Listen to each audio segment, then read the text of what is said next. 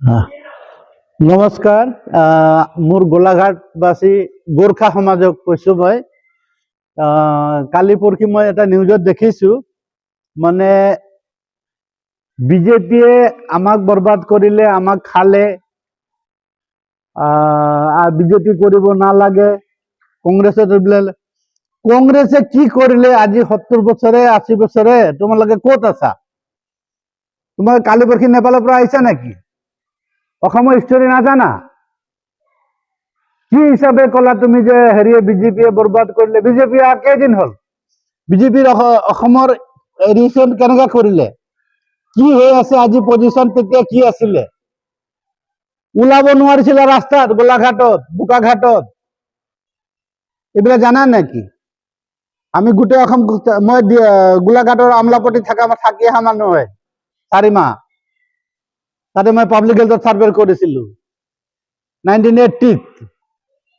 আবেলি হলে মানুহ ওলাব নোৱাৰে। আজি তোমালোকে আপুনি ঘূৰি ফুৰিছা, আৰু তোমালোকক মই গোটেই গোৰ্খা জাতিকে মই কৈছো, নেপালী জাতিকো কৈছো, তোমালোকে অসমীয়াত লেকচাৰ দিব টান পোৱা। অসমীয়া নাজানা? নাজানিলে শিকি ল'বা। তোমালোকে নেপালীত কোৱা বহুত মানুহে বুজিয়ে নাপায় কি বকি আছে কি নাই। কেইজনমান নেপালীয়ে বা গোৰ্খালীয়ে বুজি পালে হ'ব? গোটেই অসমৰ ৰাইজে বুজি পাব লাগিব তোমালোকৰ লেংগুৱেজ।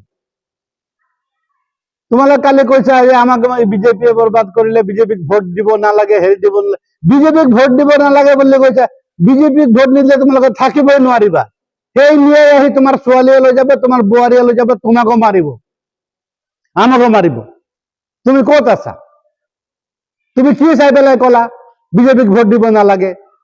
কি কৰিলে তোমাক বিজেপিয়ে? বিজেপিয়ে কি দিয়া নাই? ক'ত আছা? পইচা খাবলৈ পাইছা? ক'ত আছে বিদেশী বিজেপিৰ লিডাৰ বাহিৰে আৰু কংগ্ৰেছৰ লিডাৰ ক'ত আছে? চেন্ট্ৰেলত আছে না ষ্টেটত আছে? কোনে কি কৰিব? গাৰ্জেন লাগে না? মেইন গাৰ্জেনে নাই গোৰ্খাৰ। হেৰিবিলাক তুমি যে বকি আছা আজি বিজেপি বেয়া বুলি, গোৰ্খা হৈ পেলাই। তোমাৰ নেপালৰ অৱস্থা চাওক কেনেকুৱা হৈছে, লিডাৰ নোহোৱাৰ কাৰণে। কংগ্ৰেছতো লিডাৰ নাই। কংগ্ৰেছটো বেয়া নাছিলে, কংগ্ৰেছৰ কিছুমান মানুহ ভাল আছিলে। মই কৈছো নহয়, মই বাৰে বাৰে যিকোনো ভিডিঅ' হলে মই স্বৰ্গীয় শ্ৰীযুত কেশৱ চন্দ্ৰ গগৈৰ নাম লওঁ। তেখেতে পুৰণা কংগ্ৰেছী, তেখেতৰ নিচিনা ভাল মানুহে নাছিল। তেনেকুৱা মানুহ হলে আমিও কংগ্ৰেছী কৰিলো হয়। তেনেকুৱা নাই নহয় আজিকালি। তোমালোক কি দেখি পেলা, কি চালা, ক'ত দুখ পালা, কেনেকা কি হল? কালি তুমিতো আজি অসমৰ ফাইনেন্স মিনিষ্টাৰ, তোমালোকৰ গোলাঘাটৰে হয়। কি অভাৱ আছে যে বিজেপিৰ এগেইনষ্টে তোমালোকে ওলাই আহিছা? লাজ নালাগে বিজেপিৰ এগেইনষ্টে ওলাই আহিবলৈ?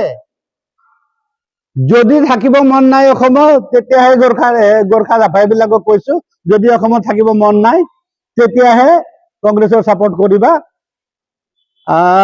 যদি থাকিব মন আছে তেনেহলে বিজেপি ছাপোৰ্ট কৰিব লাগিব। মই এইটো এই কাৰণে কৈছো, তোমালোকে সেই নিয়াই মাৰিবা। তুমি নিয়াবিলাকক বোলে গোলাঘাটৰ পৰা আহে, সেইফালৰ পৰা আহে, আমাৰ কাম কৰি দিয়ে, হেৰি কৰি।